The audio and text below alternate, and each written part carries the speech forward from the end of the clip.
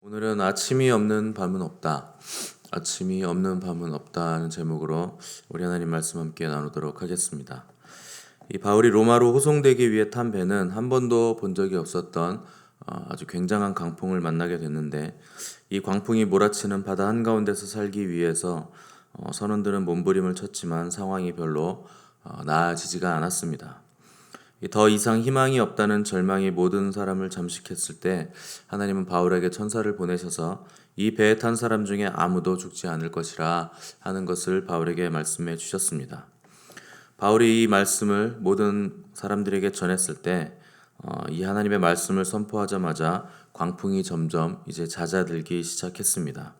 27절에서 28절을 보시면, 열 나흘째 되는 날 밤에 우리가 아드리아 바다에서 이리저리 쫓겨가다가 자정쯤 되어 사공들이 어느 육지에 가까워지는 줄을 짐작하고 물을 재어보니 20길이 되고 조금 가다가 다시 재니 15길이라 이렇게 기록을 했는데, 바울의 말이 끝나자마자 이 모든 상황들이 변하기 시작했다 하는 것입니다.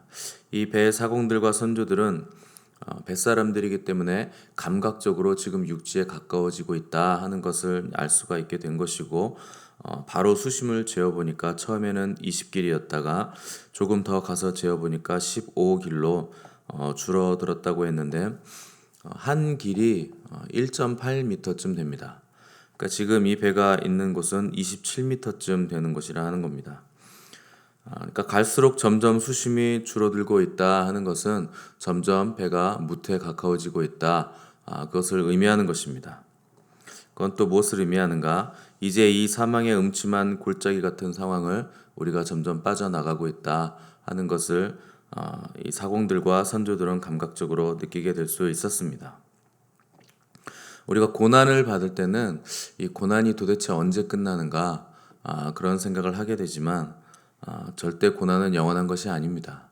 우리가 겨울일 때는 이 겨울이 너무 춥다, 언제 봄이 올까 생각하지만 금방 봄이 오고, 봄이 온 지 엊그제 같았는데 벌써 우리가 겨울에 점점 다가가고 있다는 것을 우리가 또 보게 되는 것입니다. 아무리 캄캄한 밤이라 해도 아침이 없는 밤은 없고, 아무리 혹독한 추위라고 해도 봄이 없는 겨울은 없는 것입니다.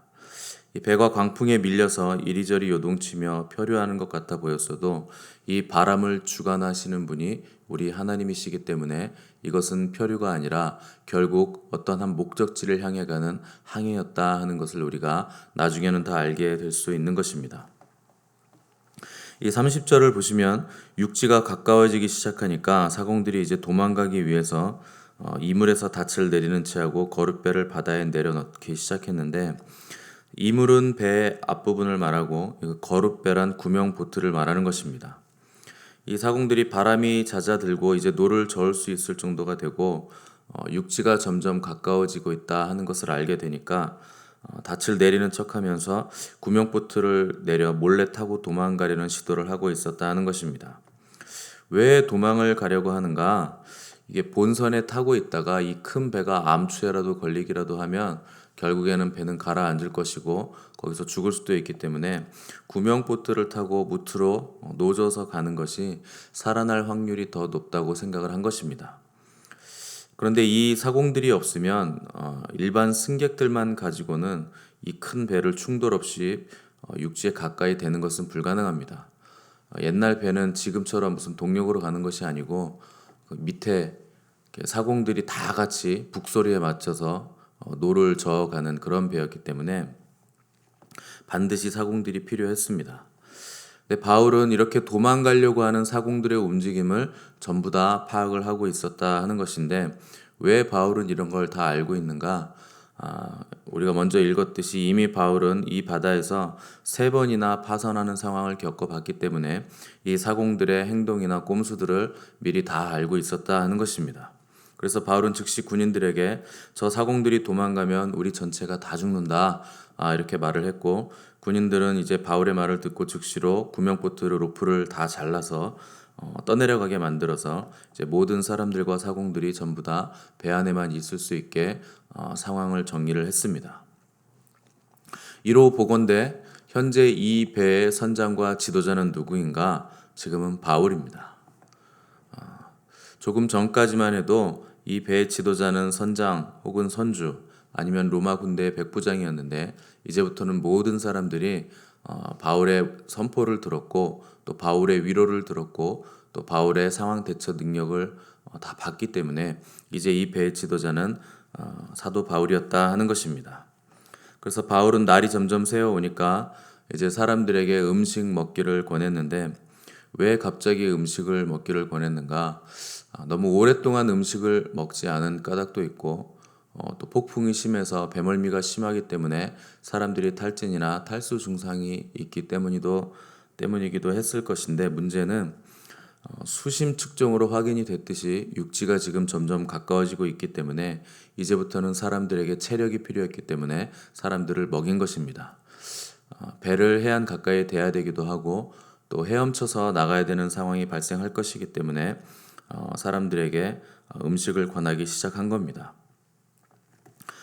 바울이 모든 사람 앞에서 하나님께 축사하고 이제 음식을 떼어 먹기를 시작했습니다. 바울이 여기까지 인도해 주신 하나님께 이제 모든 사람 앞에서 공식적으로 감사의 기도를 드린 것입니다.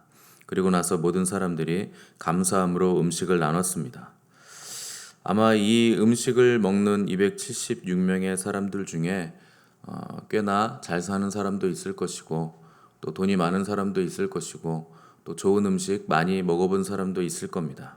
그런데 지금 먹는 이 음식이 아마 평생 먹었던 그 어떤 음식보다도 가장 감사해서 눈물을 흘릴 정도로 감사함으로 먹는 아마 그런 음식이었을 겁니다.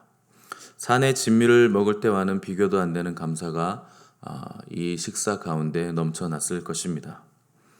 이들이 감사함으로 음식을 먹고 그 다음으로 한 일은 이제 밀을 바다에 버려서 배를 가볍게 만드는 일이었습니다.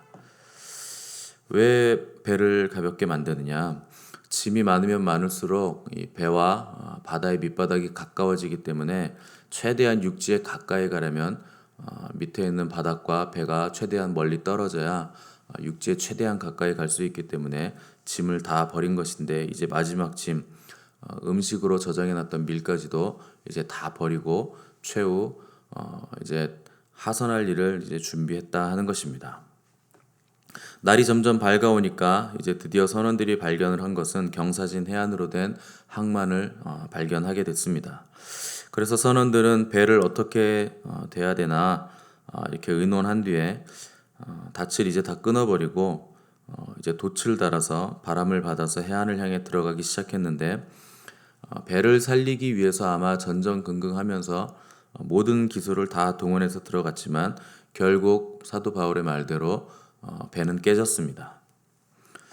배가 깨지면 이제 배에 탄 사람들은 다 내려야 됩니다. 그 배는 이제 좌초될 것이기 때문에 그렇습니다. 이제 이 배로는 항해도 불가능하게 됐기 때문에 이제 다 내려야 됩니다. 근데 문제는 배에서 내려서 헤엄을 칠 때 죄수들이 헤엄쳐서 도망갈 수 있는 가능성이 있다 하는 것이 문제였기 때문에 이 로마의 병사들은 죄수가 탈출할 것을 우려해서 죄수들은 다 죽입시다 이렇게 의견을 내놨는데 이 백부장은 바울을 구원하기 위해서 죄수들을 죽이지 못하게 하고 헤엄칠 수 있는 사람들을 먼저 보낸 다음에 나머지 사람들 널빤지 조각이나 물에 뜨는 물건을 잡고 육지에 다 상륙해라 이렇게 결정을 했습니다.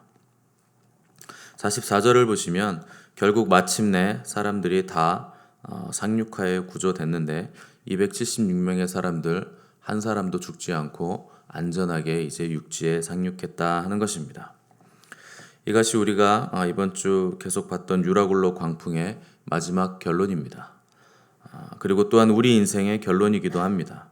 결국 우리는 죽지 않을 것이고 안전하게 하나님의 보호하심과 그분의 손길 안에서 상륙하게 될 것이고 구조가 될 것이고 결국 우리 모두가 구원을 받게 될 것입니다. 비록 양식은 다 버렸고 배도 깨졌고 모든 것들을 다 잃었지만 우리의 생명은 절대 빼앗기지 않을 것입니다. 하나님은 우리의 생명을 구원하시기 위해서 로마 군병도 사용하실 것이고 또 유라굴로 광풍도 이용하실 것이고 또 백부장도 사용하시는 것입니다.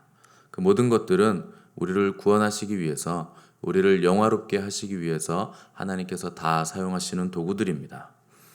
결국 우리를 통해서 어두운 세상의 빛을 밝혀서 그들도 구원의 길로 인도함 받도록 우리를 사용하시는 것이고, 또 우리를 영화로운 모습으로 변화시키시기 위해서 그 모든 자원들을 우리 하나님은 사용하신다 하는 것입니다. 세상은 폭풍을 만나 표류하다가 서서히 침몰해 버릴 이 배와 같은 운명입니다. 이 침몰하는 배에 희망이 있다면 그것은 오직 하나님의 사람들 뿐입니다.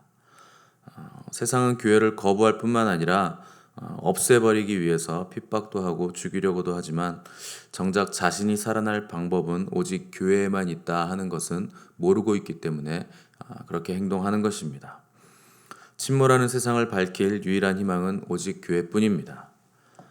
어두워가는 세상을 향해 희망을 말할 수 있는 사람은 정치인이나 철학자나 과학자가 아니라 하나님의 생명이 그 내면에서 불타오르고 있는 사람, 바로 그 사람들 뿐입니다. 가장 캄캄한 곳에서도 희망을 발견할 수 있는 사람, 또 모두가 절망을 말할 때 소망을 말할 수 있는 사람, 모두가 더 이상 아무것도 할 것이 없다 하고 말할 때 하나님을 예배하고 극진히 그분을 경배하는 사람, 그런 사람들이 있는 한 이 죽음이 가득한 배 안에서도 하나님의 영광의 빛과 생명의 길은 우리에게 나타나게 되는 것입니다.